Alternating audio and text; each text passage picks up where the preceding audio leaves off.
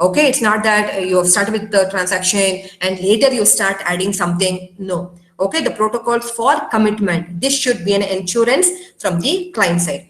The consensus ensure that the local copies are consistent and updated. You cannot keep the outdated one. Here, the mechanism is that all the local copies, whatever you are going to keep there, it should be consistent one and it should be updated.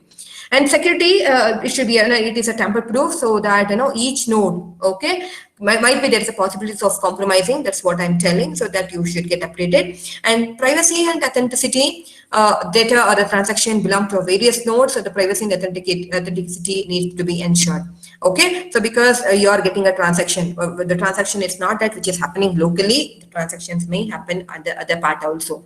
When you talk about the other part, you are changing your location. When you change your location, the requirement from that will be different. The requirement from your local part will be different. So the authenticity should be a valid one, irrespective of your location, irrespective of your, okay, the agenda or whatever it is. Okay, the privacy and authenticity. So this is about the security and privacy is what you have to think.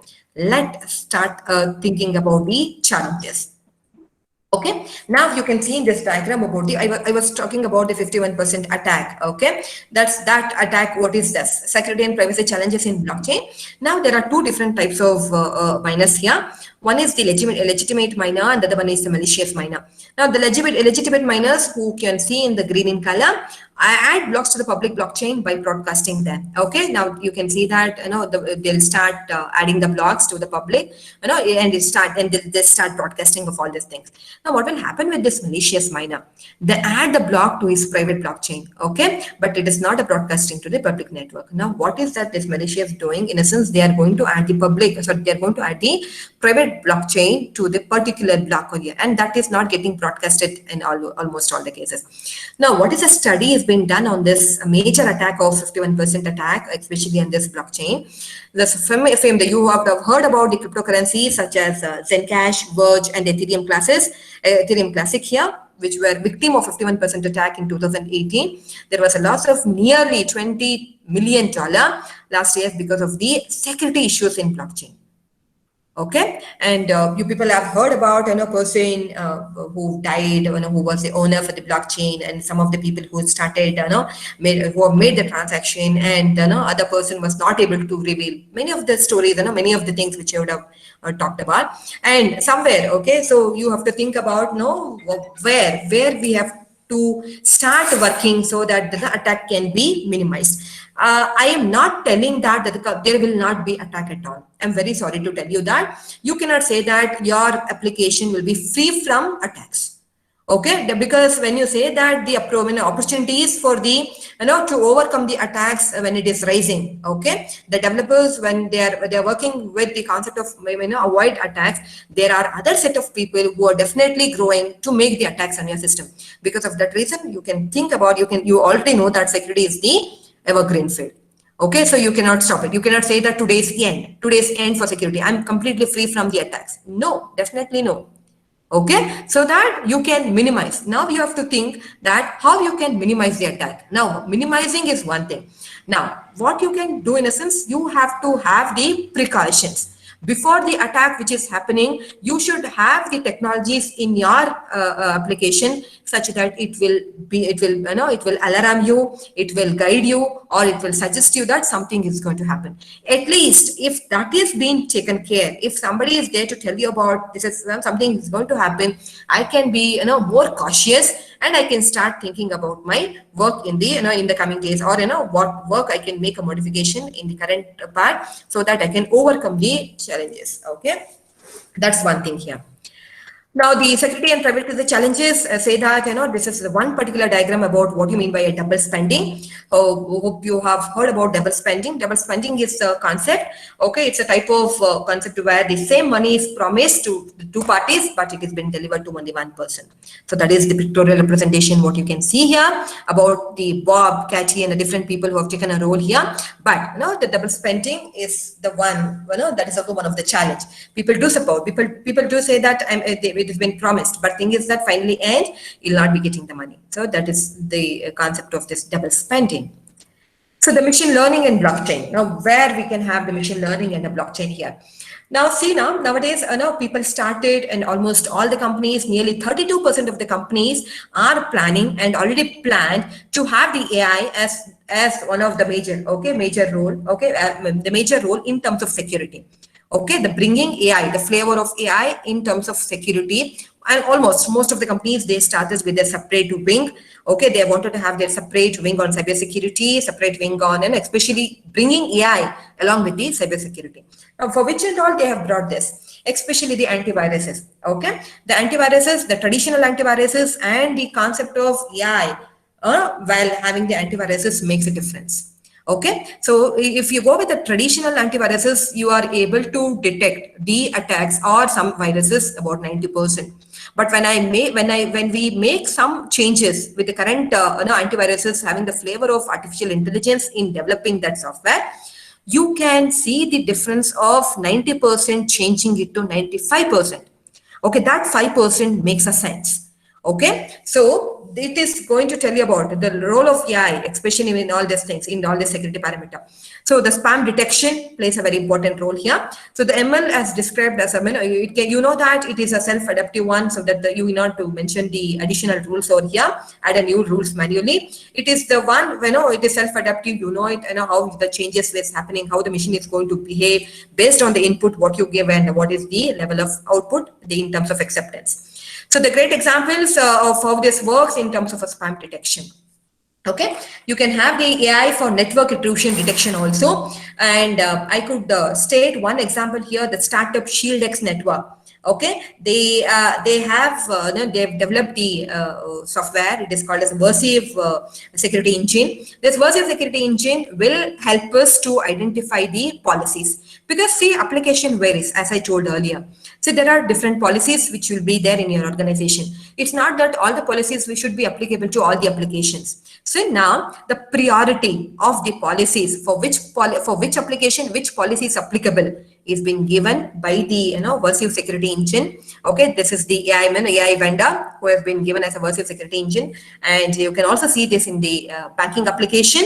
And the ShieldX is the startup which started working on the bringing AI into network intrusion detection.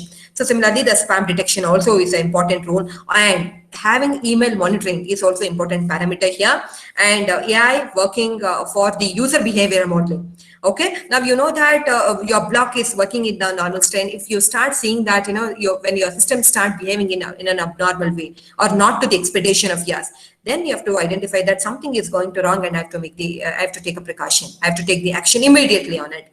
Okay, so this artificial intelligence, when you're bringing that into the concept of a blockchain, say that you're not going to change it completely in terms of an attack, but rather doing that, what we are doing in essence, you are in a line of giving the prevention of the attack which is going to happen. In case if it tries to get into the system, your AI should beep you, and AI should give an alarm saying that something is going to wrong. That is an indication where most of us can take the action on it. Okay, so by using ML and AI to govern the chain, so you can also do this activity over here. So ML, you know it very well, and this is very important. Now we are in an era of deep learning. Now you know that what is the importance of deep learning. Now deep learning, since it is we are going with the high performance computing, you wanted to work with the with the program, with the algorithms, not in a serial mode. We wanted to go for with the multi-core mode, and you are also working with the real world data, obviously. And one more thing, we are all working with a large amount of data. When you say about a large amount of data, then obviously with the traditional technique it is quite difficult to make some alteration here. So we can bring ML so that it can start working with a large amount of data set. Okay, so when you start, that's what I've given an example, especially with the data classification, or it could be the selection of the suitable algorithms. All these things, when you talk about the ML, okay, the machine learning will help us out, based on the fine tuning of it. Because whenever we're bringing machine learning, we are thinking that the machine learning is going to act as a human. Okay, so that is going to take an action where and all whenever it is required. Okay, so here the ML loves to work with a lot of data. It creates an opportunity to build the better models by taking the advantage of the decentralized nature of blockchain. Okay, especially since you are, you are being encouraged to share the data. Because of that, having that ML in blockchain is a emerging area. Okay.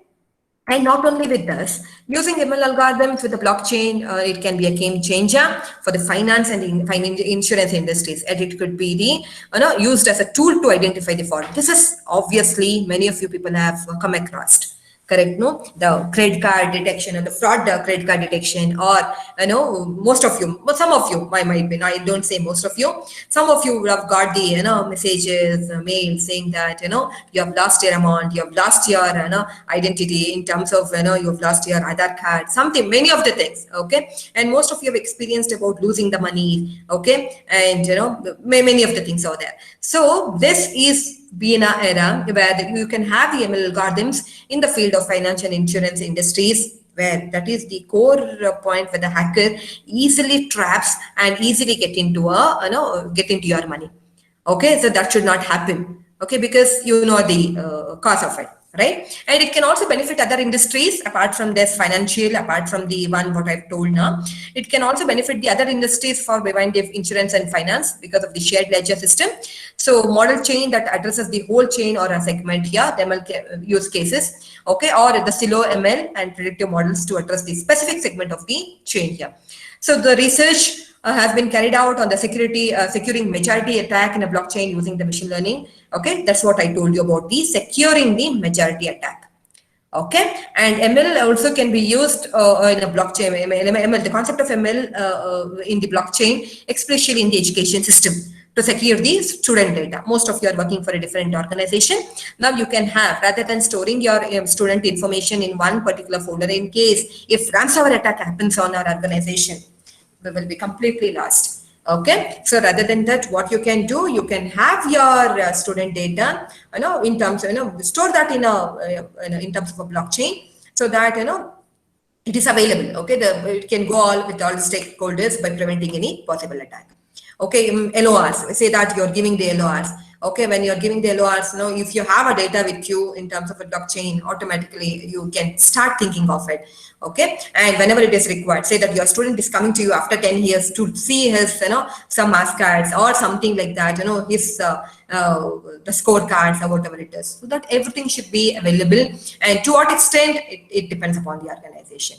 Okay, the hospitals, when you take it, okay, the patient data is very important to all of us, right? And there are a lot of studies, a lot of studies are done. What you can talk about, even today. Okay, even today, when you talk about the vaccines, which people are coming across, that we have done it, especially for COVID care and on.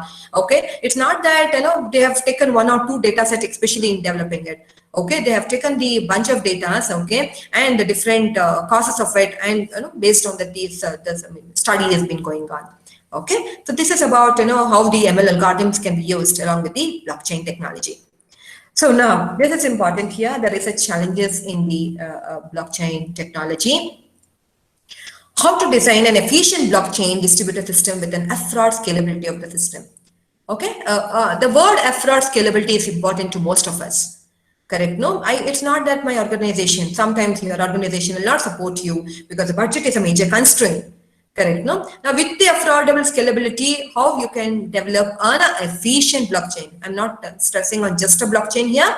The design of the efficient blockchain. Okay, that one we can think of in that line. So, what can be done best? Second one, in a permission-based system, how to take a mutual decision ignoring the malicious nodes. Okay, so that especially in terms of permission-based systems. Okay, I've given one example saying about the story of a person holding the the cryptocurrencies and the bitcoins. The owner, and he died. And in that particular case, the permission. Okay, how do you take it? So mining process which need to be executed in a less computation power. This is a quite challenging one. You know it very well. The mining process, I told you very clearly, the bigger the computation power, the bigger the mining process. But how do we reduce the computation power so that the mining process can be enhanced? Okay, that is one thing there. Design a smart contract based blockchain application. Hope you will be seeing that in the afternoon session about the smart contract. So that is also one of the challenge now. And distributing the task scheduling in the blockchain network. How do you know that? This is a task to be done by so and so. How the scheduling is happening. Okay, and as a blockchain grows as a large size, how to store and verify the efficient way of the each node. Yeah, this is one what I wanted to highlight upon the blockchain statistics, what I've told you in the last slides. Okay, now I've told you that block is getting increased, the size of the block is getting increased, the transaction is getting increased, the number of transaction, the average transaction is getting increased, all these things. Now, as a blockchain grow to a larger size, how you're going to store it? How you verify that efficient way of, the each of the node can hold the capacity of the data there? Okay, is that you're going to store everything in a cloud? If that is the thing, what is the level of security in a cloud? Most of the things you have to think of. Okay, and using ML technique to secure several types of attack in blockchain to improve the smart contract vulnerabilities. Okay, now that's what I told about the denial of network, denial of networks. Okay, or it could be traffic management, or it could be this, it could be a different attacks. Okay, different attacks, what you can see either which broadly classifies into the active attacks and as well as the passive attacks. Passive attacks is also one of the important parameter here, because you know it very well, active attacks are seen to everyone. But passive attacks is very dangerous, which will be on the back end. You will not be knowing that who is a person on the back, on your back, who will be trapping all your informations and who are transmitting that information to all other. Say that to my competitor, if I'm not wrong. Okay, now this is what. So different attacks you can list out, and you can say that how this ML technique can help us out in overcoming those attacks, especially to improve the blockchain smart contract vulnerabilities. Okay, so this is what I wanted to tell in a nutshell about how this blockchain can the security of a blockchain. Okay, how the security of a blockchain can be taken into consideration, because it is a very important area of research. And if we start giving the solution for all these things, we can have the blockchain technology for our own environment. Either it could be where and all, for whichever the organizations you are working for.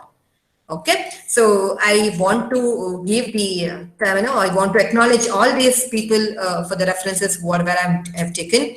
Okay, so these people, I've taken the information from all these things. And yes, I've done with my presentation. So that, would you like to have the questions now or after the demo?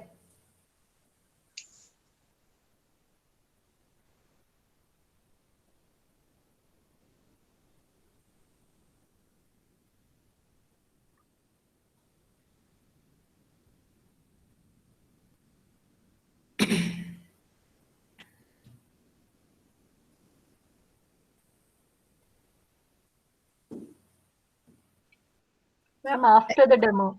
Yes, thank you so much. Can I have Anup online? Anup? Yes, ma'am, I'm here. Am I audible? Yeah. Yes, Anup. I think you can proceed. Okay. Okay, just give me a moment. Let me pull up my slides and. Yeah, please. Yeah, sure.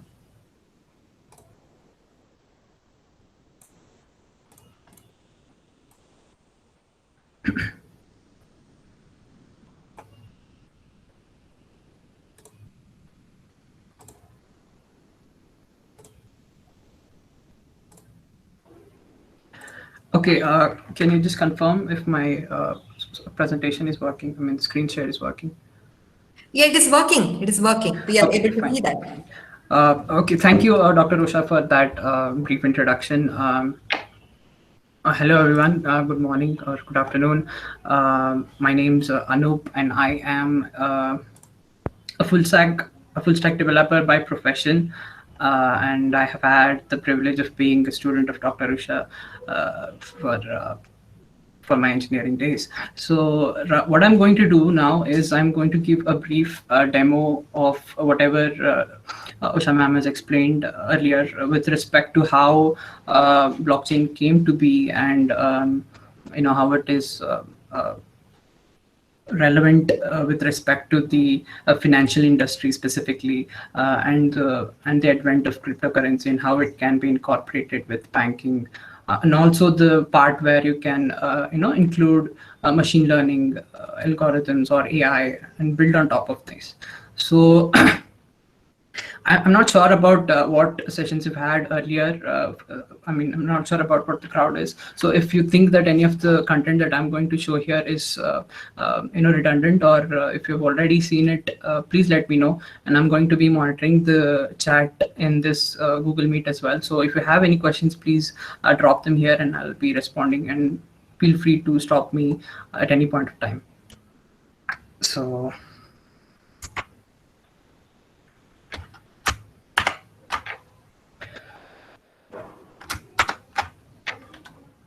Okay, I'm just going to switch to my demo for now.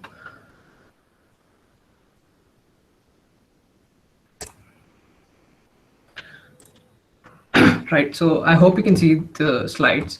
I'm a technical operations manager currently at CreatorX, a company called CreatorX, and I am an AWS certified solutions architect, and I'm also a free and open source software contributor.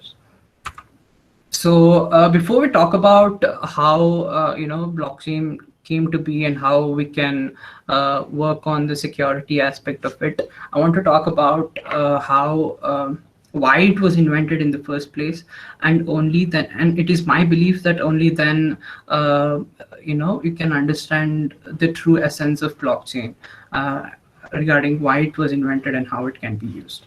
So. When we talk about a currency or money in general, there are 5 or 6 characteristics mainly. One being durability, which means that it has to be durable for a long period of time. And it has to be portable, meaning that it can be exchanged from one person to another. And it has to be divisible easily, meaning that you can divide it into sub currencies like 10 rupee notes or 20 or paise or so, whatever. And it has to be uniformity. There has to be a uniformity throughout. Like for instance, if you introduce a currency and it's in a different currency in different places, so that doesn't work. It has to be uniform throughout the country or the location where your currency is working. And lastly, there's the limited supply. So this is probably the most important thing that you need to remember. And I'll try to connect how these characteristics will connect with blockchain in the coming slides. So what limited supply means is that there has to be a maximum, a maximum limit to what you can issue your own currency. For instance, one specific currency that satisfies all of these characteristics is gold. Gold is durable, it is portable, although it's not easily divisible, it is uniform, and it has a limited supply. And the last characteristics is acceptability.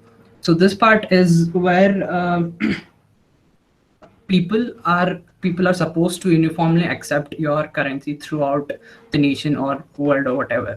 So there has to be no dispute among your currency. So these are the main characteristics of defining what money or currency means. So before we get into a blockchain, I want to point out that in 2008 there was a huge economic downfall, and I don't know how many of you remember the Lehman Brothers bank collapsed, and the currency in whole was very doubtful, and people started to doubt their own banking system, and that was the point of time where a blockchain was first introduced. In 2008, a person called Satoshi Nakamoto, as explained by Usha ma'am, he released a white paper called as Bitcoin. And that was the first technical introduction of blockchain in the world. So prior to that, there have been a very vague, representation of the blockchain itself, but the specific word blockchain was not introduced until late 2013, if I'm not wrong. So Bitcoin was the first official implementation of blockchain. So before we get into blockchain itself, I want to talk about the different types of systems that we currently have with respect to the networks and the computation systems. So one is your centralized system, and So this is, for example, centralized systems. I can give examples of your banking systems wherein you have this one server sitting in somewhere in Mumbai or Bangalore or whatever, and everyone tries to connect to it. And then there's a decentralized system. Decentralized are there's no one central server that is going to handle every transaction, meaning that every participant in the network has an equal opportunity to be in the part of the network. And then there's the distributed networks. So for this I can give an example of WhatsApp or Facebook, wherein their servers are distributed across the globe, and each server is responsible only for that location. So to give you a pictorial representation, this is what centralized, decentralized, and distributed mean. So for centralized, you can see that there's this one one central point of failure, and for decentralized it's a more distributed kind of thing, and there's no single point of failure. And finally there's this I'm sorry, that's a decentralized. And for the distributed, we have a uniform distribution of nodes or computers or whatever. So no single point, I mean at any point of time, if there's a single failure in the network, it does not affect the network as a whole. So that's very important in order to understand the blockchain itself. So going forward, so a formal introduction of blockchain is a continuously growing list of records, blah blah blah. So this is I'm going to show this in a demo because Usha ma'am has already covered the theory part of it. Bitcoin was, as I mentioned, in 2008, Nakamoto published the white paper on Bitcoin, and in 2009, the Bitcoin network was launched, which is the first implementation of the blockchain itself. And it's been around like 10 years now, and it is by far the most successful implementation and the longest standing implementation of a blockchain. And the core concepts of Bitcoin was built using the concepts of a blockchain and a public key infrastructure. So and also it was a decentralized and a peer-to-peer network. So I'm going to explain this with using my demo, which I hope you can see it now. Can somebody just confirm we can see this demo screen? Hello. Yes, sir. Visible, sir. Yes, we are able to. Yeah, sure. So before we get into as I mentioned, there's this, the public key infrastructure about how, why blockchain is considered to be secure in the first place, why it is considered to be unhackable, or, it's more secure than your traditional system. So I want to talk about that first. So it's the way it works is with respect, I want to take the example of something like Facebook. So when you try to sign up for Facebook, you have your username and your password. So here in Bitcoin, what Satoshi did was he took the concept of asymmetric cryptography in particular, or it's also called as a public key infrastructure. I'm sorry. So in a nutshell, what it means is that you have this one huge random string of numbers or characters, and for every change in those numbers or characters, you can see that there's just give me a minute, let me just, okay. So as you can see, if there's just one change in one character, the whole public key changes. So what it means is that you can consider this private key as your password and this public key as your username. This is the only thing that you need to to be a participant in any blockchain or a public blockchain, specifically a Bitcoin blockchain.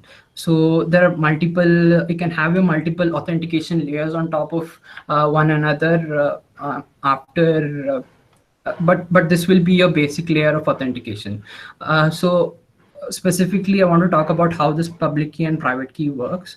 So this can be anything, but let's say it can be one, where one is a very easily predictable private key. But what Bitcoin basically does was that it has a huge random character or string here of this length, and it outputs a a very big private public key. So the interesting property of this public key is that you cannot derive your private key using your public key, but you can derive your public key using your private key. So it's a one-way thing.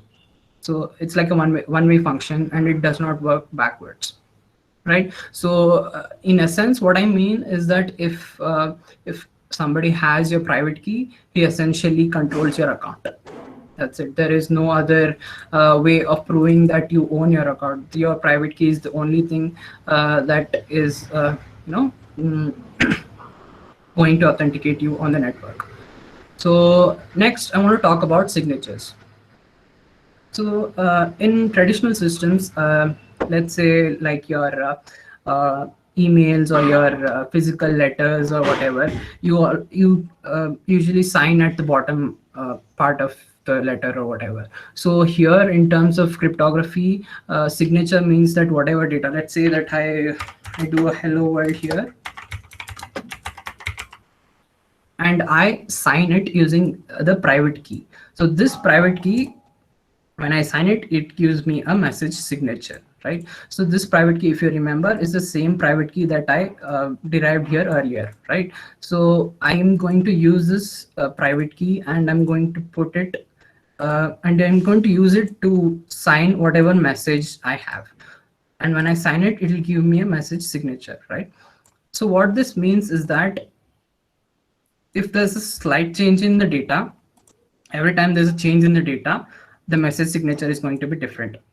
And if there's a slight change in the private key, and if I sign it again, I can see that the entire signature changes, right? So this provides a tamper-proof way for me to authenticate, saying that this data right here was signed by this person, and here is the message signature, right? So if I want to verify any data that is signed by me, I can directly go to the verify section, and here if I'm going to please note that here the data remains the same, and I'm going to give in my public key and not my private key, because the private key is supposed to be kept to myself and not to anybody else. And I'm going to input my public key, and I'm going to input the same signature that I derived from earlier. This is going to be the same signature, and if I verify, sure enough, it succeeds, which means that this message with this signature comes from this person, right? So these are some of the basic concepts that blockchain made use of, and this is not specifically what blockchain introduced. These have been in the computer industry for a long time, probably before 70s or 60s, but this is blockchain only made use of these techniques in a way that previously was not used by anybody else, right? It's a combination of different technologies. So next, okay, how did Bitcoin specifically use this key and signature part for the transaction? So what it did was it basically made use of the message part. In the message part, it included an amount and a from and a to, right? This is all it includes, and it'll have its private key, and if I sign it, I'll get a message. So if I use the same thing and if I verify it, it'll verify saying that this person, this is the from address, and this is the amount, and this is a to, and this is signature, right? So what this means is that I am the person who I claim to be. I am sending so and so amount to so and so person, and this is my signature, and I verify. If I change if I can change this to something like this, right? And if I verify, it does not go through, because now the data is changed and the signature also changes, right? And that is how it's a basic concept of how your transactions are signed by you and not by somebody else. You're not trusting anybody else to do the transaction. You're basically signing your own transaction before you submit. So now coming back to how this works in a real world scenario, I want to show this and code this out with you. just give me a moment.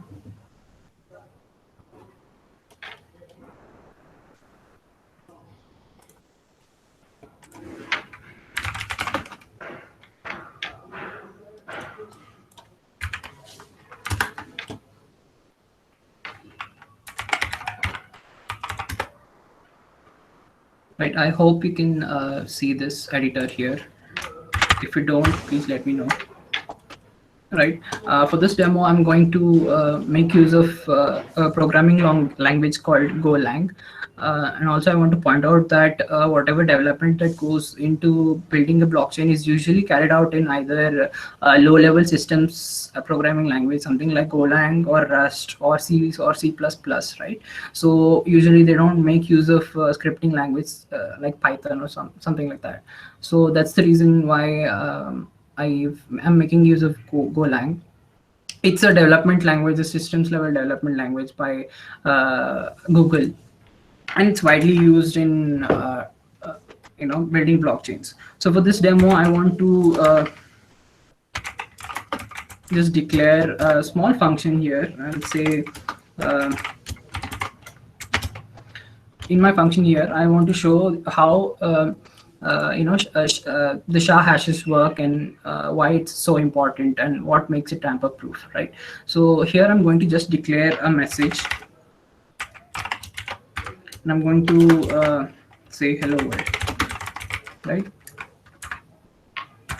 And then I want to get the hash of this function. So I'm going to declare another variable here, and I'm going to say SHA-256 dot sum of 256, and I'm going to pass the message earlier, right? And then I'm going to print that out so that you can see how it looks, right? So okay. Right, I think I fixed the error. So if I just pull up my terminal here,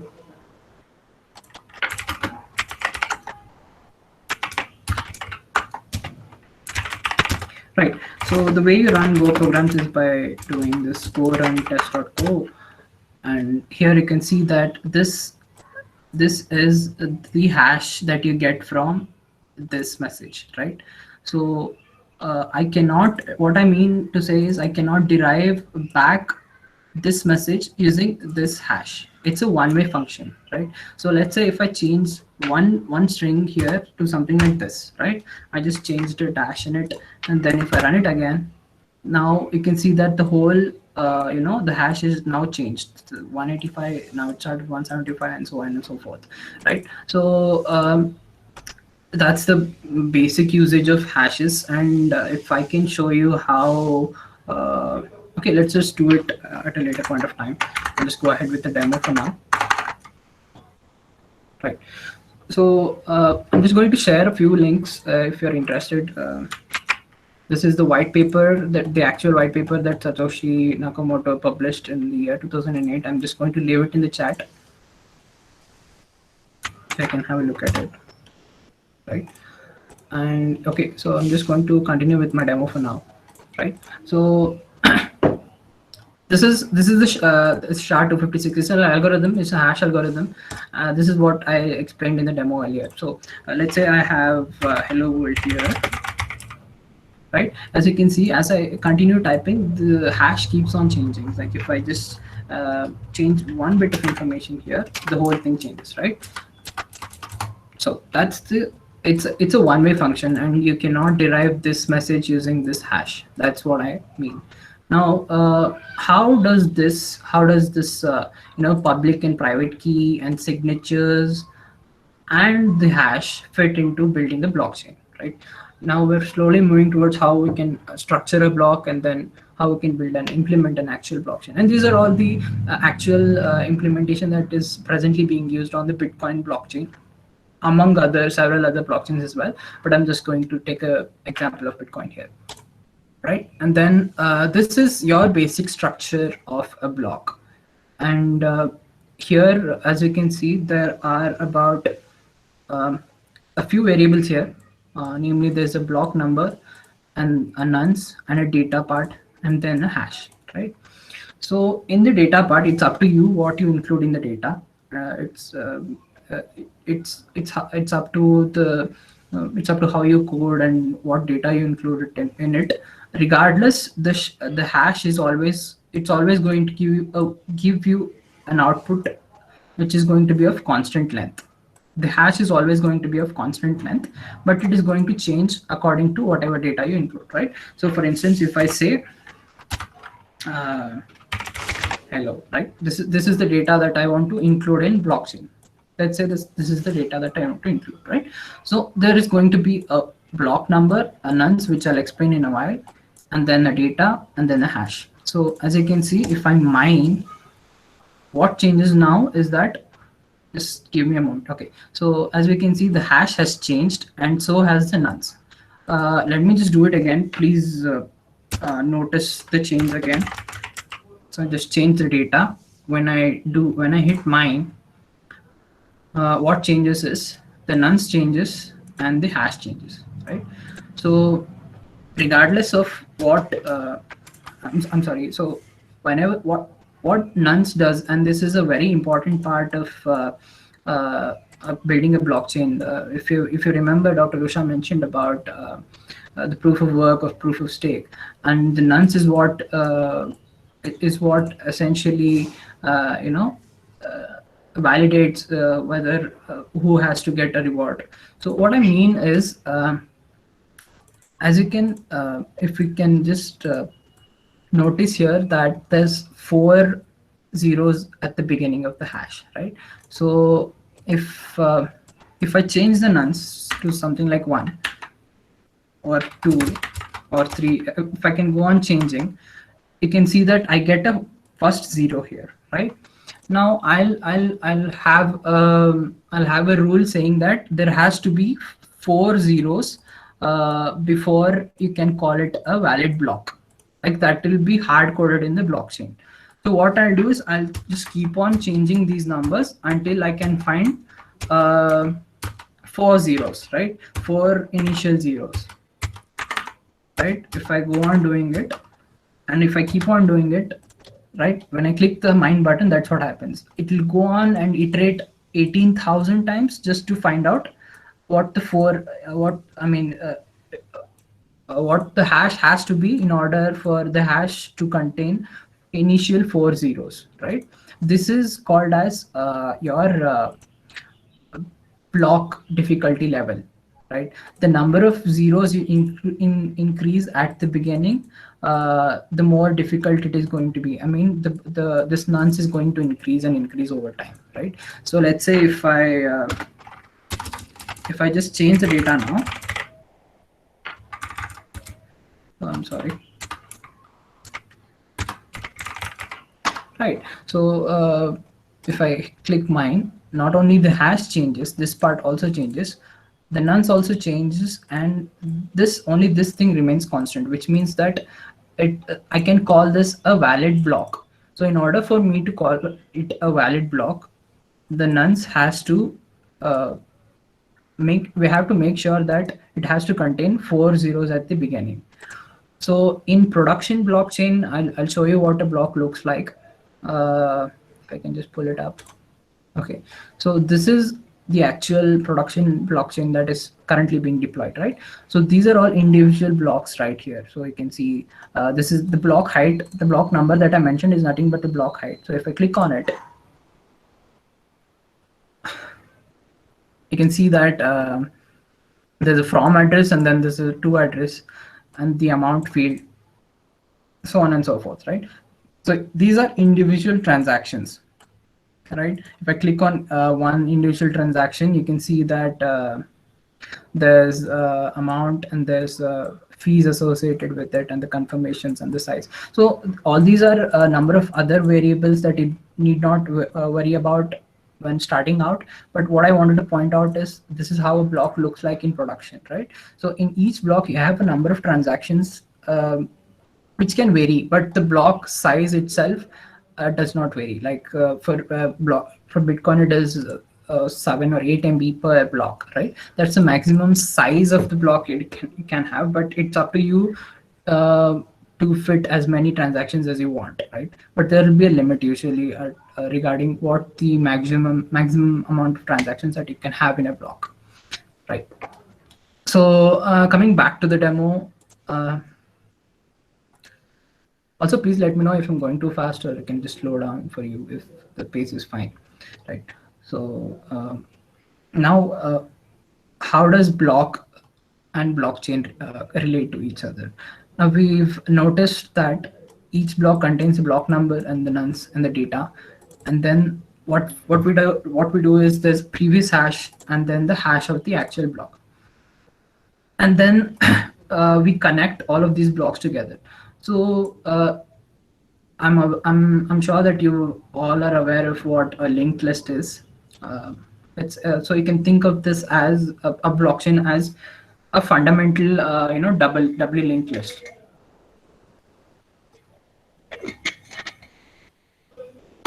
I'm sorry. So that's what you need to remember for now, but I'll explain why we have a previous hash and the next hash in this field, and how this contributes to security part of the blockchain itself. So let's say that currently we don't have any data in these blocks, but let's just include one field here. Let's say hello, and I'm going to mine it. The reason why I mine it is because we have made a hard-coded rule saying that it has to always contain 4 zeros at the beginning of the hash, right? So that's why the nonce change and the hash also changes, right? So this is fine, right? But what happens is that once we come back and let's say I want to change the data in the second block. So if I include some data here and if I mine it, so please note that not only the hash changed, right? But now the previous hash and this hash do not match. Like if you compare these blocks here, right? This hash and this hash, they're the same. 157 and this is 1573, right? This is the same. But when I change the data here, this hash and this hash changed, which means that somewhere at this block my data was tampered, right? And that is how that's the fundamental layer of security that blockchain provides. So you cannot just change any arbitrary blocks which are already put out there on the network, right? Once you do that, it not only changes the hash, but it also changes the previous hash and all the and all the consecutive hashes as well. So once, let's say I'm an attacker, I want to attack this network. So not only I have to change this block, but I also have to start mining these blocks as well, right? Once I mine these blocks, I have to individually go on and change each of these individual blocks as well, right? So what I did now was essentially just to change one bit of data here, right? I had to mine 1, 2, 3, and 4 blocks. So what this means is that the more number of blocks that are attached, the harder it becomes for the attacker to actually change any of the data. So in the actual production blockchain, we mentioned that there are 64, that's 644,000 blocks currently. That's the highest number of blocks that we have. Right. So if I want to, let's say I want to change block number 10, right? I will have to now change like 644,227 blocks just to change that one block, right? And it is immensely powerful. I mean, it's immensely expensive to do that. You'll have to have a huge amount of computer power to do that. So just to put this in perspective, the Bitcoin network currently is the most powerful network with respect to the computer hashing power. What that means is that if any nation state has a supercomputer and it wants to overthrow or attack this Bitcoin blockchain, it cannot do so because it does not have enough power to do that, right? So these 64,000 blocks or so, 6 lakh blocks or so are being distributed across the globe, and there is no one country or one company that controls it, right? So people come up voluntarily and run a node and they join the network. So that's how if I can show you the Bitcoin hash power, the current hash power. Okay, just give me a moment. Right, so this is the past 24 hours hash power. So currently it's at this is like 128 terahashes per second. So that's how powerful your computer has to be in order to overthrow the Bitcoin network, right? So this is immensely powerful. For those who've been into computer security can understand that like my computer, I mean my local laptop cannot go beyond, let's say, some thousand hashes per second or hundreds of hashes per second. So this is terahash per second. So that's how powerful the network currently is, right? And next part is, as I mentioned, Bitcoin are essentially distributed as well as decentralized. Now we'll go to the decentralized part later, but now I'll explain the distributed part. So as I mentioned, you can voluntarily join the Bitcoin or whatever blockchain networks you want to join. So each individual nodes will be called as peers in the network, right? We have peer A, peer B, and peer C, and so on and so forth. So it's not only if there's just one or two peers in your blockchain, it doesn't make sense to actually use a blockchain at all, right? So you want to make sure that the more number of people join your network, the more resistant and the more secure your blockchain becomes. So that's one of the most central, core strengths of any blockchain, right? The more people you join and the more blocks you have, the stronger your network becomes, right? So I'll explain what that means now. Just give me a moment.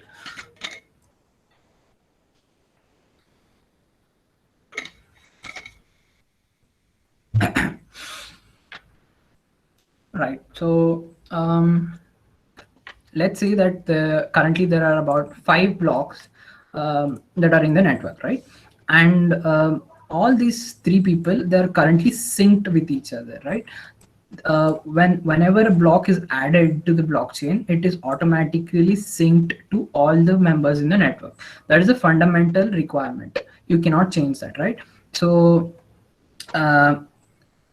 let's say if there's 6th block added here, right, then these 2 peers are automatically synced with it, and the 6th block will be added to their local copy of the blockchain, right, or the local database of the blockchain. So let's say that an attacker wants to change the block number, let's say 3 here, which is already put out there in the world, and all these 3 people have the block number 3. And currently they know that there is no data in it, right? Or there is some arbitrary data, which we'll ignore for now. And let's say that he wants to enter some data here. Let's say he wants to change this data here, right? So what happens when he does that is not only the hash changes, as we mentioned, as we talked about earlier, he has to now mine the block number 3, 4, and 5 as well, right? And it will take him immense amount of computing power to do so. But just give me a moment, should go through. Okay, so that worked, right? So now what I can do is the other participants in the network, they can now compare this copy of blockchain with the one the peer A has, right? So now peer B can say, okay, so this data is now tampered with, and he can now show the proof saying that, oh, look here, there's no data in block 3, and he can also point out to PSC saying that, oh yeah, here's another block with the same data, and now it's these two people against one, right? So two people are saying that this is the valid block, and one person is saying this is an invalid block, right? So, and now he can how he can essentially verify any blockchain is that he can just compare this this last hash, right? The last hash right now it's 26 DD, right? If you compare here, this is different, and even this is different. I mean, these two are essentially same, and this is different. So what this means is that if we tamper with any data in the past, right, it will always end up with a different hash at the end of the blockchain. So I don't have to manually go on and verify which block was tampered with earlier, or as you can imagine, there's a lot of 6 lakh is a lot of blocks to verify, right? You can do that essentially and go back and check each individual hashes, but this hash method hashing provides a very convenient way for somebody else from the outside to verify whether the blocks are valid or not, right? So now, just by looking at this last hash, I can see that 2 of these nodes contain this hash, and I can say that this is the valid copy of a block and this is not a valid copy of the blockchain, right? So that's how easy it is and tamper proof it is. But as Usha ma'am explained earlier, if two people, two of them say that, let's just enter hello here as well, right? So if you convince 2 of them and you say that, okay, so now this is a valid hash. I mean, if this is the valid block and this is the valid block, so now it's 2 against 1, right? So peer A and peer B are actual attackers and peer C is an honest node. So what happens then is that you'll have to actually go with the attacker's node, right? And that's essentially what a 51% attack is, right? You gain confidence of more than 51% of the network and convince them to change their blocks in a way that suits them, right? Which you can imagine is next to impossible when you talk about in production, right? So there are tens and thousands of people that are currently running this blockchain, and you don't individually know them, right? And you have to convince more than 51% of those to change the blocks or the data in it just to manipulate one single bit of data, right? So that is how difficult it is, and that is why it makes it a blockchain secure, right? It is not impossible to hack one, right? It as you can see, it's fairly easy, but in order to convince more than 51% of them to manipulate the same way that you did is next to impossible. And this is where the decentralized part of the blockchain comes in, right? So essentially each of these nodes are individually responsible for whatever data that they put in, right? Everybody is equal, and each of them have the same amount of rights to the block as anybody else. So as compared this with a traditional banking system, so the bank is the central authority, right? Or the RBI is the central authority, and whatever they decide is the ultimate authoritarian thing, right? So this blockchain, what it does is every participant in it is an equivalent. It gives them an equal opportunity to participate in the network, and each of them can sign and send transactions on their own. So that's the decentralized part, right? And coming to the how we can use this, how Bitcoin use this for the currency part, right? I'll explain that now. If you have any doubts until now, you can just shoot them at me right now. I can. Sir, how can you get this editor, sir? I'm sorry, can you repeat? Sir, you're using one editor where you're creating the hash value, blockchains, and so on. So that editor I mean, for the get the editor, have you installed any software or you are accessing from the web? Oh, this, you mean this This one, demo yeah. part? Okay, so this, Yeah. you can find this one, there's a free version, if I'm not sure, there's a blockchain demo, if I'm not sure. Yeah, there's a visual demo for, so I'll just leave a link. This is a really nice visual demo. You can look after, you can look at it later. So okay, so we'll come to the next part, which is how this Bitcoin basically used the blockchain part and turned it into a currency, right? So right now what we have is essentially just a database, a distributed database, right? It's a distributed database and it's a decentralized database, but we're currently not having any data in it, right? So a blockchain need not only have a transaction data in it, it can have any arbitrary data in it, right? It's up to you to design however you want it to be. But what Satoshi did specifically was he included the application that he picked up was the banking application, and specifically the currency part. So the whole idea was to bypass the need for a banking account or a passport or an identity card, all of this, right? You need not have any of it, and you essentially wanted to send money from one person to another, cross border, cross country, cross time zones, right? And it has to be done in a free and fair manner, and it has to be tamper proof, right?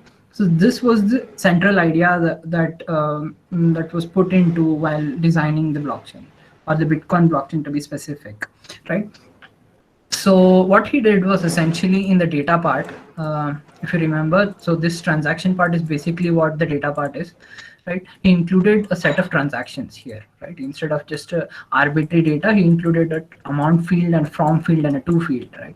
So, and then as the number of participants increased, the blockchain size itself started to increase, and then it's essentially a distributed ledger at this point of time, right? And people were able to send money from point A to point B using this distributed ledger, and that's how Bitcoin came to be, right? So that's the essential idea. So coming back to the presentation, okay.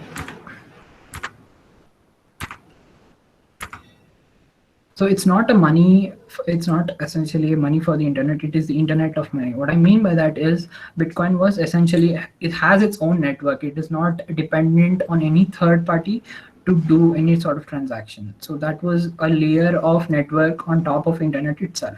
So some people call it the internet money, but it's not precisely per se, but I can say that it's an internet of money itself. And here are a few characteristics. As I mentioned, it was decentralized and distributed, and it's anonymous and secure. I'll come to how it's I explained the secure part, but I'll explain the anonymous part in a while. And it's fast and secure. It's designed to be fast and secure by default. And the most important part is probably the immutable part. As I mentioned, that once the transaction is out there or the data is put out there on any blockchain, it is impossible to change it. You cannot do so, right? So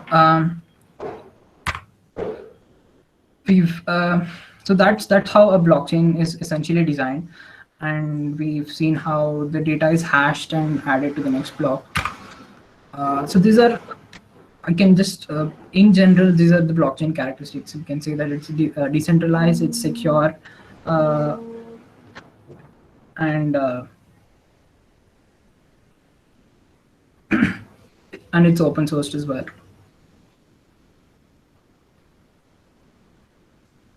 Okay, sure. So if I can just switch back to the demo part.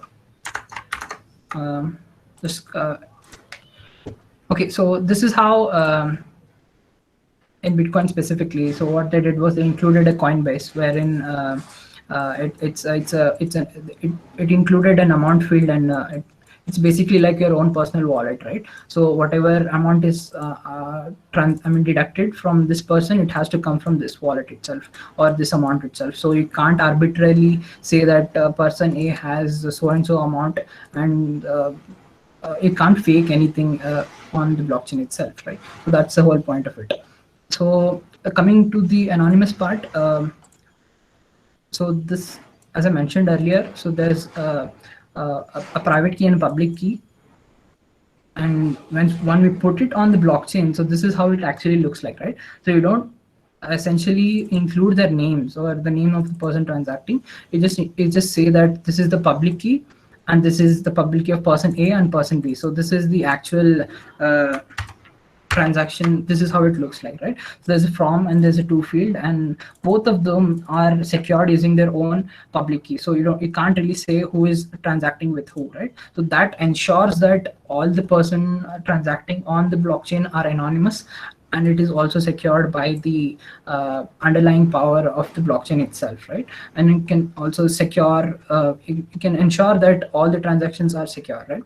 And as I mentioned, this hash here, whoever mines these blocks, right? The first person to do so will be rewarded by the blockchain itself. So that's how we ensure that these miners get rewarded for whatever work they're doing. So I mentioned that each participant is voluntarily signing up for this blockchain. So that's what I mean, right? Each person can be a miner and he can mine these blocks and he'll be rewarded for it. Essentially, they're making sure that each of these blocks are secured and none of these transactions are tampered in any way, right? That's the work of miners themselves, right? And for the last part, I think these are the slides which Shamam already explained, the 3 different types of blockchain. So this is a general picture of where the computing is headed right now, right? So as we can see, up till 2015, the average power of the computing devices that is available is far greater in smaller devices like smartphones and PCs, right? And the estimated data storage right now is increasing enormously. So we're in no lack of data or the computation power associated with it, right? So what this means is that let's coming to the machine learning part. What what essentially is happening right now is whatever data that we provide is essentially sent to some server, and there the machine learning takes place, right? So data is being sent elsewhere, and then machine learning takes place, and then you get back the result. But what blockchain essentially allows you to do is something called as data analysis at rest. So data will be stored locally, and then the model itself, the computing model itself, will come back to the data, and then all the analysis will be done on that data, and then the actual data will never leave your environment. So in conclusion, I can say that beyond blockchain, when it was introduced, the computing was essentially decreasing. I mean, the cost of computing decreases, and you don't have to trust a third party to get your machine learning models deployed or whatever computation you're doing. So you don't have to essentially trust anybody to do that. And we're moving towards a decentralized and a distributed internet. So blockchain enables us to do that, right? Previously, we had a centralized internet wherein everything was controlled by one or a few third-party associates. So in conclusion, Tyler Winklevoss, if you have heard of him, he's a co-founder of Facebook. He said that we have elected to put our money and faith in a mathematical framework that is free of politics and human error, right? So this is what blockchain is enabling us to do. It is essentially a mathematical framework that is powered by the computational power, and it is enabling us to build solutions and build applications that are free of politics and human error. That is what essentially a blockchain is. So thank you. That's been my time. And if you have any questions, you can just drop them right now. And thank you, sir, for your nice presentation. Sure. Sir, whenever you are doing a transaction, being a sender, the receiver, I should I'm sorry, there's an I should echo. give the address of the receiver. But in your example or in your demo, we have seen that the receiver is automatically picked from source. We don't know that. Exactly. Right. So what I mean by that is there's a to address and a from address but for any transaction you have to know the the public key of the person who you're transacting with. It does not I mean, essentially you're not asking for his private key but you're asking for his public key. So it's a basic fundamental requirement that you have to be aware of the public key of the sender or the receiver. So that's the only thing you need. It's like an email ID, so you can use that for whatever transaction that you're doing on the blockchain. Sir, how can I get that the public key of any receiver? Is there any table or the list available? No. So that is what we voluntarily share, right? It's like sharing Okay. your bank account number in, if I can give an example, or you're sharing your email ID. It's not publicly available, but you can easily share it with one another. So it's not something you keep it as a secret. The only thing you keep it as a secret is your private key. So that's the only requirement. Okay, thank you, sir. Sure. Is there anything that anybody would like to add? Usha ma'am, if you can come in. I think you're on mute. Thanks for the good demo. I want to hear from the participants that about your opinion about all these things. Any questions from your end? We are ready to answer. Right. So I'm just going to share this one few links right now. So there's this one company called as Matic Network. If you've heard, it's an Indian company. They're working really well on building solutions on top of blockchain. And then there's also this framework called a Substrate. So if you're into building your own blockchain, so you can look into that. It's called Substrate. And also I'll leave a link to the Blockchain Explorer as well, so you can have a look at it. I'm sorry, sir, you were saying something. Go ahead.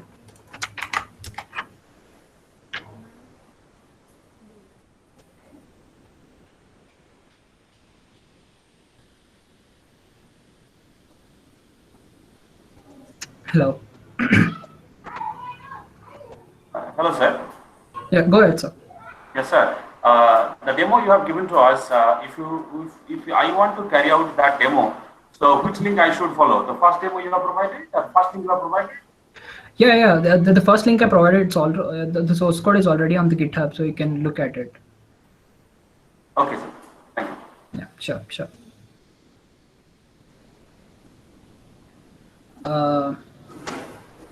Hello, sir. Yeah, go ahead, please. Hello, sir. Yes, Hello? I can hear you. Please go ahead. Yes. Miners do the validation of the contract. Yes or no, sir? Yeah, you're right. Minus. And what will happen if nobody mines? No miner is there. Then the contract will not be validated. So that's the reason why we have rewards in the first place, right? It's essentially one person, the miners are competing against each other to mine the contract or the block, and whoever does it first, it is he or she is being rewarded accordingly, right? So there's something called as block reward. So right now, if you validate just one block of a Bitcoin blockchain, you'll be rewarded somewhere around 14 or 15 lakh in the INR value. So that's why there's no shortage of miners in as I can say. Okay, sir. Okay, thank you. Right. And also I want to point out that there is no single rule saying that it has to be always a miner who has to do it. It is up to you to design the blockchain in a ways that you want, right? So you can have your own set of rules deployed on top of your blockchain. So it's not essentially you have to stick to what Bitcoin did, right? So Bitcoin is just an example of a public blockchain. There, as Usha ma'am also explained, there's a private and then there's a consortium. So instead of rewards, you can have some other sort of incentives in place. So it's not always a monetary reward is what I want to point out.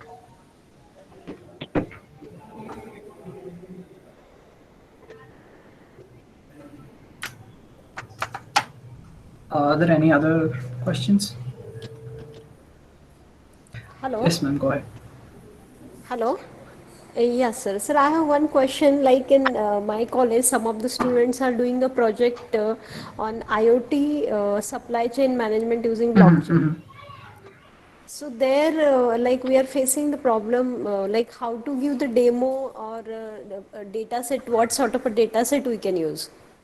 So, coming back to supply chain, it's already a problem that's been actively worked upon. So, I can point you to Hyperledger Fabric, which is developed by IBM currently. It's by a group of companies, primarily IBM. So, Yes. they have their own web app as well, right? So, you just Okay. need to deploy your contract, and you'll be easily able to demo whatever it is that you're trying to achieve. Okay, so that can be a mini project sort of a thing. Yeah, sure, Students sure, can do. sure, Okay, thank you, sir. sure.